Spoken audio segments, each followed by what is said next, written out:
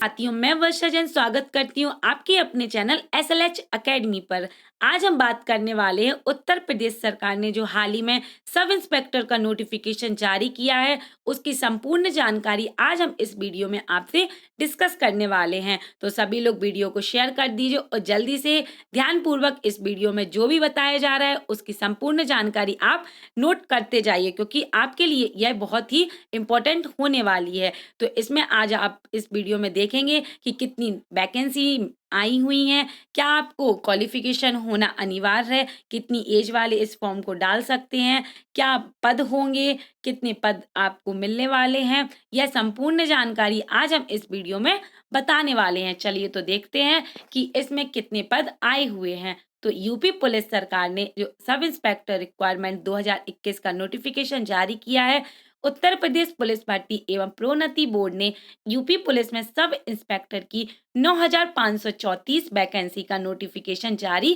कर दिया गया है। यह पिछले वर्ष पिछले वर्ष तो नहीं बोला जाए, लेकिन इससे पहले जो एग्जाम्स आया था उसमें यह 3 गुना ज्यादा वैकेंसी इस बार आई हुई हैं। तो यह कुल पदों में 3,613 पद अनारक्षित हैं, 902 पद EWS के लिए हैं, 2,437 पद ओबीसी के लिए हैं, 1,895 SC वालों के लिए हैं, 180 ST वर्ग के लिए आरक्षित किए गए हैं।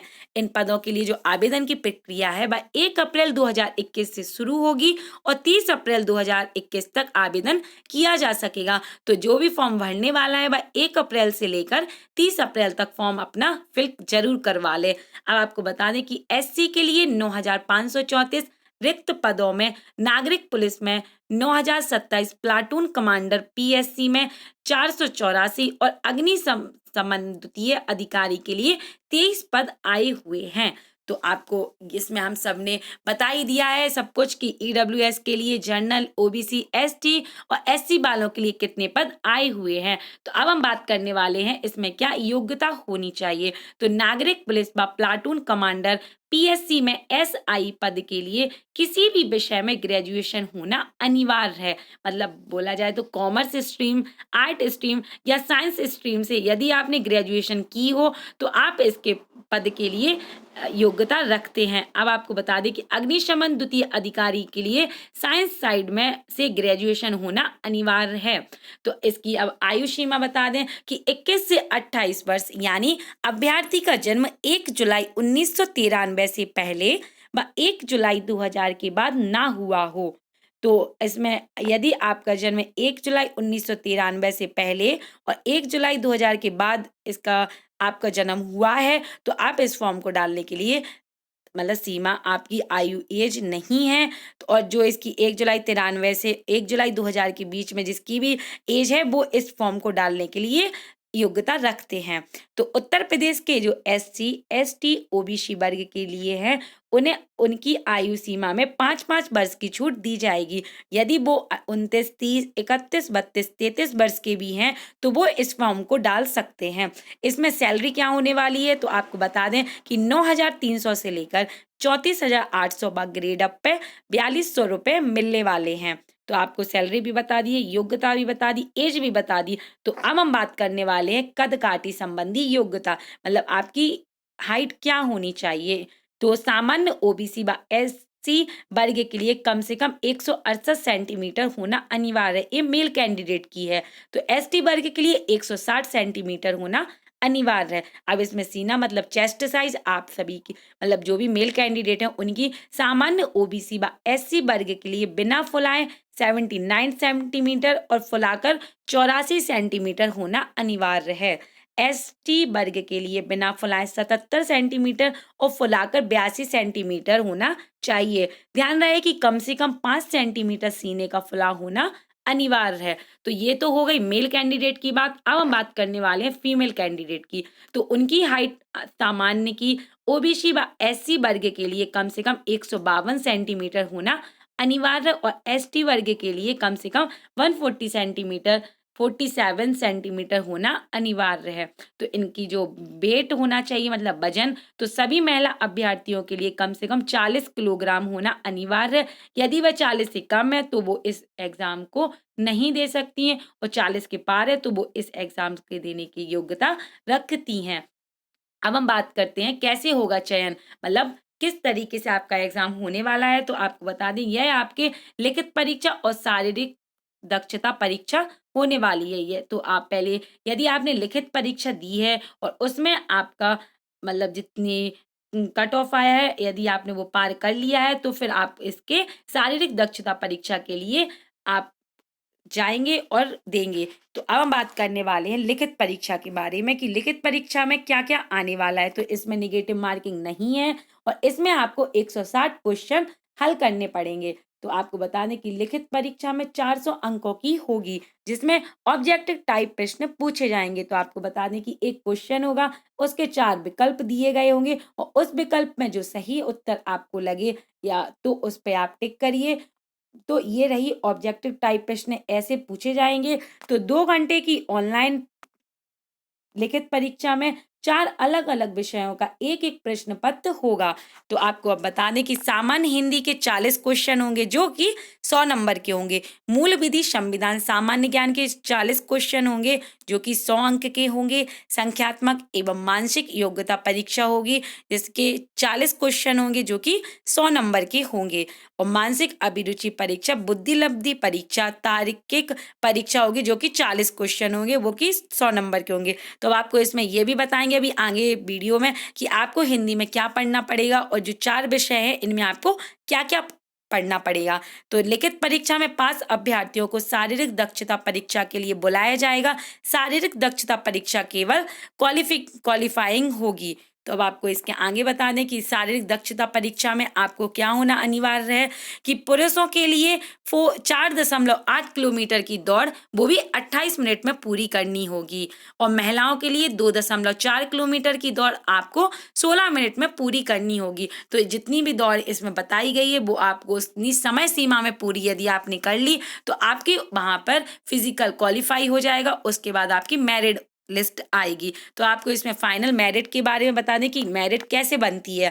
तो ऐसे अभ्यर्थी जो शारीरिक दक्षता परीक्षा क्वालिफाई कर लेंगे उन्हें लिखित परीक्षा में प्राप्त अंक के आधार पर मेडिकल के लिए बुलाया जाएगा।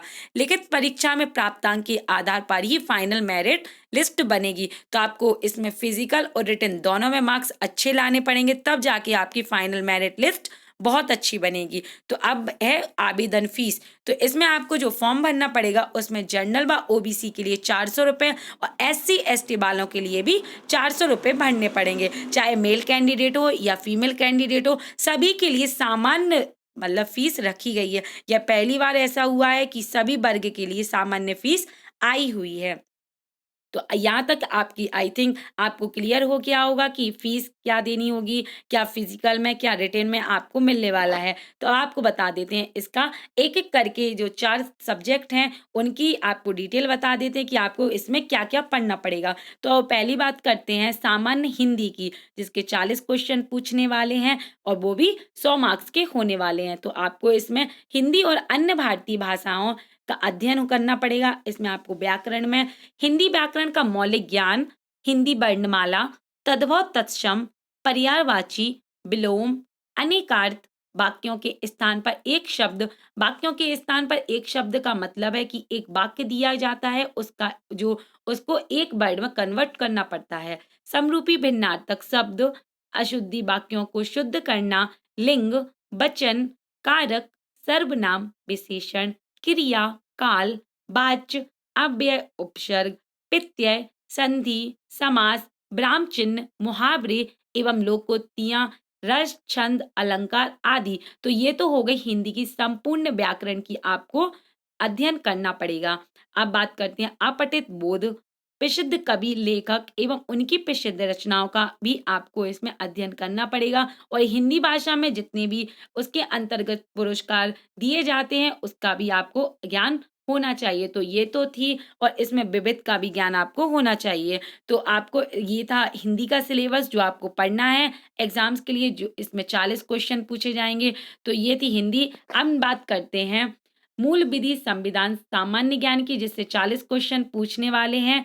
तो मूल विधि में आपको भारतीय दंड विधान एवं दंड प्रक्रिया संहिता, महिलाओं, बच्चों, अनुसूचित जाति के सदस्यों आदि को संरक्षण देने संबंधी विधिक प्राविधान, यातायात नियमों, पर्यावरण संरक्षण, वन्यजीव संरक्षण, मानव अधिकार संरक्षण, मतलब जितने भी संरक्षण है उनकी जानकारी आपको होना अनिवार्य है। और इसमें जितने भी अधिनियम है, तो इन अधिनियमों के बारे में आपको बता दें कि सूचना का अधिकार अधिनियम, आयकर अधिनियम, भ्रष्टाचार निवारण अधिनियम, राष्ट्रीय सुरक्षा अधिनियम, आईटी अधिनियम, साइबर अपराध जनहित याचिका, महत्वपूर्ण न्यायिक निर्णय, भूमि सुधार, भूमि अधिग्रहण, भू राजस्व संबंधी कानूनों का सामान्य ज्ञान होना चाहिए। मतलब आपको इसमें मूल विधि में ये सब कुछ आपको पढ़ना है। अब बात करते हैं संविधान। तो संविधान में आप सभी को संविधान का उद्देश्य, मौलिक अधिकार, नीति निर्देशक तत्व एवं मूल कर्तव्य, संसदीय व्यवस्था, केंद्रीय एवं प्रदेशीय सरकारों का गठन एवं उनके अधिकार, कानून बनने का अधिकार, स्थानीय शासन केंद्र और राज्यों के बीच संबंध, निर्वाचन एवं अन्य महत्वपूर्ण जानकारी में संवैधानिक अनुसूचियां, अखिल भारतीय सेवाएं एवं उनकी चयन पद्धति आदि के विषय में सामान्य जानकारी होना अनिवार्य है। तो ये तो थी बहुत ही संविधान में जो मतलब उद्देश्य होते हैं, मौलिक अधिकार, नीति निर्देशक तत्व। तो ये सब आपको इसके मतलब आपको इसके बारे में संपूर्ण पढ़ना पड़ेगा। तो आप इस पेपर को आसानी से तरीके से निकाल सकते हैं। तो अब बात करते हैं इसमें सामान्य ज्ञान। तो सामान्य ज्ञान में इसमें मतलब यूपी का एग्जाम है, तो यूपी से तो एग्जाम में पूछा ही जाएगा। तो उसमें क्या क्या पूछा जाएगा आपको इसके बारे में बता देते हैं कि इसमें सामान्य विज्ञान, स्वास्थ्य एवं स्वास्थ्य विज्ञान, भारत का इतिहास, भारत का स्वतंत्रता संग्राम, भारतीय अर्थव्यवस्था एवं संस्कृति, भारतीय कृषि, वाणिज्य एवं व्यापार, जनसंख्या, पर्यावरण एवं नगरीकरण और विश्व भूगोल तथा भारत का भूगोल और प्राकृतिक संसाधन, राष्ट्रीय तथा अंतर्राष्ट्रीय महत्व के समसामयिक विषय का ज्ञान होना चाहिए। अब बात करते हैं उत्तर प्रदेश। तो उत्तर प्रदेश की शिक्षा, संस्कृति और सामाजिक प्रथाओं के संबंध में विशिष्ट जानकारी होना चाहिए। उत्तर प्रदेश में राजस्व, पुलिस व सामान्य प्रशासनिक व्यवस्था, भारत और उसके पड़ोसी देश के बीच संबंध का ज्ञान होना चाहिए। तो ये थे उत्तर प्रदेश का सामान्य ज्ञान का आपको जानकारी होनी चाहिए। फिर इसमें आपको साथ ही साथ कंप्यूटर कौशल की आधारभूत जानकारी, सूचना एवं संचार प्रौद्योगिकी का मौलिक आधारभूत ज्ञान, सोशल मीडिया कम्युनिकेशन होना चाहिए। तो आपको इसके संविधान और इसके सामान्य उत्तर प्रदेश के सामान्य ज्ञान के साथ साथ कंप्यूटर का भी ज्ञान होना बेहद अनिवार्य है। तो इसमें मूल विधि और संविधान के 24 क्वेश्चन पूछे जाते हैं जो कि 60 नंबर के होते हैं, और सामान्य ज्ञान के 16 क्वेश्चन पूछे जाते हैं जो कि 40 नंबर के होते हैं। तो अब हम बात करते हैं संख्यात्मक एवं मानसिक योग्यता परीक्षा। ये हमारे 30 मतलब परीक्षा में जो 4 पूछे जाते हैं विषय, उनमें से यह तीसरा विषय है। तो इसमें यह भी 2 मतलब संख्यात्मक के अलग हैं और मानसिक योग्यता के अलग चैप्टर हैं। तो उन चैप्टर के आपको बता दें कि इसमें संख्या पद्धति हिंदी इंग्लिश दोनों में लिखा है। तो इसमें मैं हिंदी में आपको बता देती हूँ, जिसको भी इंग्लिश में है तो वो सभी स्क्रीन पर देखते जाएं कि इसमें आपको संख्या पद्धति पढ़ना होगा। सरलीकरण, दशमलव और भिन्न, महत्तम समापवर्तक और लघुत्तम समापवर्तक, अनुपात और समानुपात, प्रतिशतता, लाभ और हानि, छूट, साधारण ब्याज, चक्रवृद्धि ब्याज, भागीदारी, औसत, समय और कार्य, समय और दूरी, सारणी और ग्राफ का प्रयोग, मेंसुरेशन, अंकगणितीय संगणना व अन्य विश्लेषणात्मक कार्य और विविध। मतलब ये मैथ कहा जाए तो ये मैथ है। तो मैथ के चैप्टर आपको इतने पढ़ने पड़ेंगे। ये थे संख्यात्मक योग्यता परीक्षा। और अब हम बात करते हैं मानसिक योग्यता परीक्षा की। तो इसमें आपको तार्किक आरेख, संकेत संबंध विश्लेषण, प्रत्यक्ष ज्ञान बोध, शब्द रचना परीक्षण, अक्षर और संख्या श्रृंखला, शब्द और वर्णमाला में आंशिक समरूपता, व्यवहारिक ज्ञान परीक्षण, दिशा ज्ञान परीक्षण, आंकड़ों का तार्किक विश्लेषण, प्रभावी तर्क, अंतर्निहित भावों का विनिश्चय करना। तो ये है मानसिक योग्यता परीक्षा के अंतर्गत जितने भी चैप्टर है और जो है वो आपको इसमें बता दिया है। तो आप इसका संपूर्ण जानकारी मतलब अच्छे से अध्ययन कीजिए। और यह थे तीसरा विषय। अब हम बात करते हैं चौथे विषय के बारे में। तो चौथे विषय में मानसिक अभिरुचि परीक्षा, बुद्धिलब्धि परीक्षा, तार्किक परीक्षा से प्रश्न पूछे जाने हैं। तो आपको बता दें कि मानसिक अभिरुचि परीक्षा से क्या क्या पूछे जाएगा, तो उसके आपको बारे में बता देते हैं कि निम्नलिखित के प्रति दृष्टिकोण, जनहित, कानून एवं शांति व्यवस्था, सांप्रदायिक सद्भाव, अपराध नियंत्रण, विधि का शासन, अनुकूलन की क्षमता, व्यावसायिक सूचना, बेसिक स्तर की पुलिस प्रणाली, समकालीन पुलिस मुद्दे एवं कानून व्यवस्था, व्यवसाय के प्रति रुचि, मानसिक दृढ़ता, अल्पसंख्यकों एवं अल्प अधिकारी बालों के प्रति संवेदनशीलता, लैंगिक संवेदनशीलता। तो ये थी मानसिक अभिरुचि परीक्षा की जो सिलेबस है, ये पूरा बता दिया है। अब हम बात करते हैं बुद्धिलब्धि परीक्षा की। तो इसमें संबंध व आंशिक समानता परीक्षण, असमान को चिन्हित करना, श्रृंखला पूरी करने का परीक्षण, संकेत लिपि और सांकेतिक लिपि को समझना, दिशा ज्ञान परीक्षण, रक्त संबंधी वर्णमाला पर आधारित प्रश्न, समय क्रम परीक्षण, बेन आरेख और चार्ट सदृश परीक्षण, गणितीय योग्यता परीक्षण और क्रम में व्यवस्थित करना। ये थे बुद्धिलब्धि परीक्षा के अंतर्गत टॉपिक। अब हम बात करते हैं तार्किक परीक्षा के अंतर्गत क्या क्या आने वाला है, आपको क्या क्या पढ़ना पड़ेगा। तो आपको इसमें समरूपता, समानता, भिन्नता, खाली स्थान भरना, समस्या को सुलझाना, विश्लेषण, निर्णायक क्षमता, दृश्य स्मृति, विभेदन क्षमता, पर्यवेक्षण संबंध, अवधारणा, अंक गणितीय तर्क, शब्द और आकृति वर्गीकरण, अंकगणित संख्या श्रृंखला, अमूर्त विचारों व प्रतीकों तथा उनके संबंधों से सामंजस्य की क्षमता। तो ये थे तार्किक परीक्षा के अंतर्गत जो भी टॉपिक आने वाले हैं उनकी संपूर्ण जानकारी आपको इसमें बता दी है। तो आपको इसमें 4 विषयों पर जितनी भी संपूर्ण जानकारी आपको मतलब सिलेबस के बारे में देनी थी वो सभी के बारे में आपको बता दी है। अब आप सभी लोग मेहनत करना स्टार्ट कर दीजिए कि इसमें आपको सिलेबस पूरी जानकारी मिल गई है। अब आप इन सबको पढ़ना स्टार्ट कीजिए। और आपको इसमें आप बता दें कि यूपी पुलिस एसआई में जो 2015 में जो कट ऑफ आया था वह मेल कैंडिडेट का, फीमेल कैंडिडेट का, फ्रीडम फाइटर और एक्स सर्विसमैन का कितना आया था। तो पहले तो आपको इसकी पोस्ट के बारे में बता दें कि पहले 2015 में 3698 पोस्ट आई थी, मतलब इससे 3 गुना कम पोस्ट आई थी। अब आपको बता दें कि इसमें जनरल कैटेगरी वालों की जो मेल कैंडिडेट है उनकी 332.9167 इसकी कट ऑफ गई थी। एक्स सर्विसमैन वो होते हैं जैसे कांस्टेबल वाले इस एग्जाम्स को डालेंगे तो उनको 271.500 उनका कट ऑफ गया था।